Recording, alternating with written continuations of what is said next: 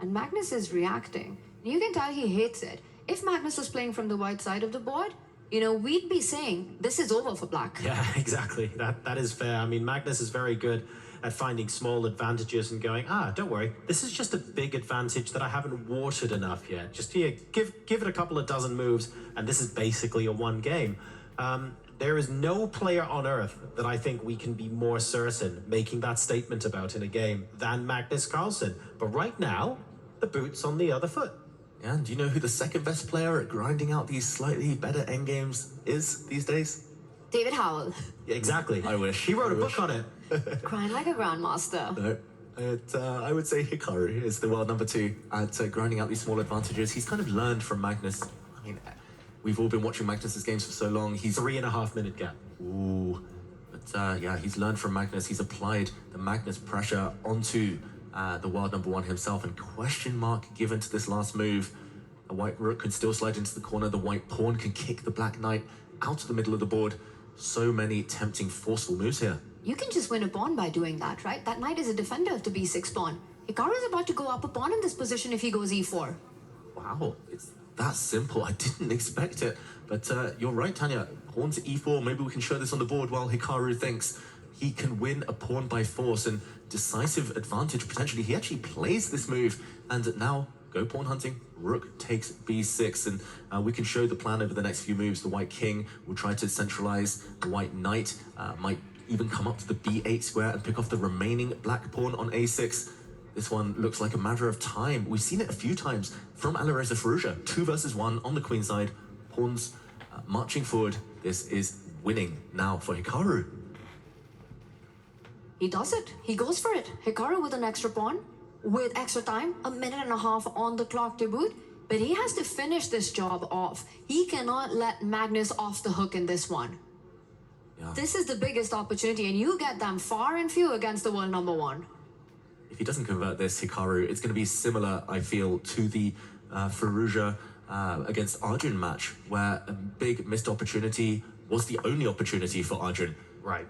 And that was that proved to be, if we're being honest, that was the pivotal moment in that match, right? It was all one-sided as far as the scoreline was concerned, but the story leading to that scoreline, so much of that hinged on that very, very important moment that we got to bear witness to. So potential similar turning point here as Hikaru tries to convert this position against Magnus. Hikaru has to let Magnus not get into his head right now. He has to be the monster that he is himself, yes. The world-class player that he is himself, the world number 2 that he's been for so long, the absolute best in the world for so many decades, and believe that he can do this against Magnus, because this is when the nerves set in, right? You're going under the 4-minute mark. This has to be winning, but it's not over until it's over against Magnus. He will try to make this as tricky as possible. You have to beat him, not in 3 phases of the game, not only in opening, middle game, and end game, but every move of the game. Here we go. The black king retreats all the way home to try and kick away the white rook. The black bishop now also steps out of the attack. The rook does look slightly clumsy, white's rook. It's very active, but can't move to too many better posts. The white king, for now, can't enter the action, can't enter the battle. You need that second front. You need a second way in.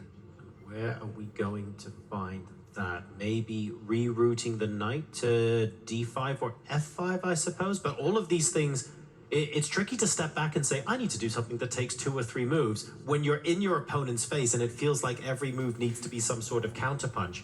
I don't see a 1-move counterpunch on the board right now for Hikaru Nakamura. I don't think that exists, and maybe it's not necessary. He needs to maneuver around, improve the position of his pieces like you mentioned, but also keep advancing those pawns at the right time. And Hikaru here goes for a very direct line, but was that a bit rushed by him? I really don't like that decision from Hikaru Nakamura. He's rushing things, definitely. Look at this, the white pawn that he advanced. He suddenly made it weak.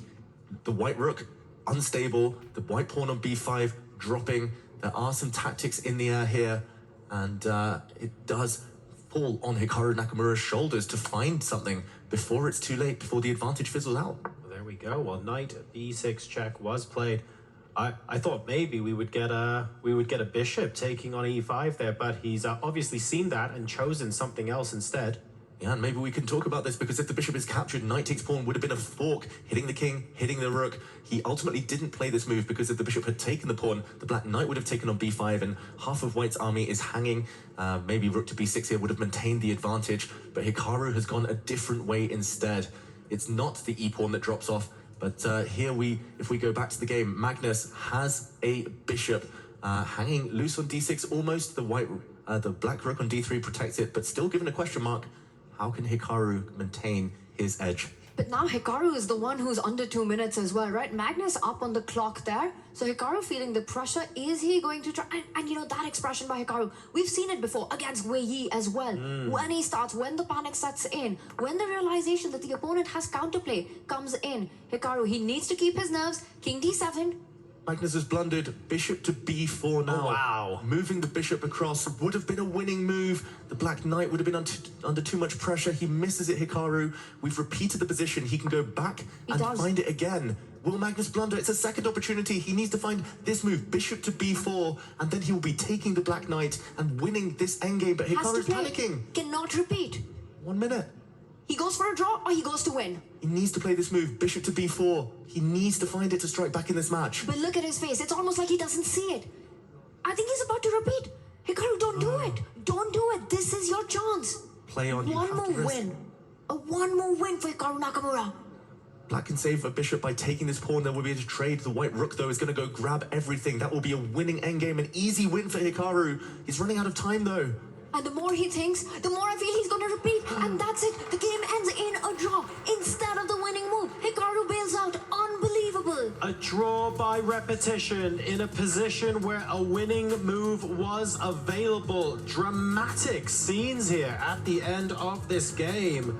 And that means, as far as the match score is concerned, it's 1.5 advantage. Carlsen Magnus has got to be thinking he was left off the hook there.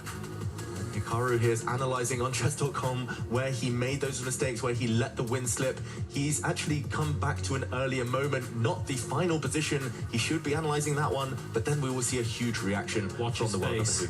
I think it's about to happen. He's checking the game. When he reaches that moment, as he sees this game being played out, and he doesn't, he's getting set for the next one, and maybe that's a good thing, because that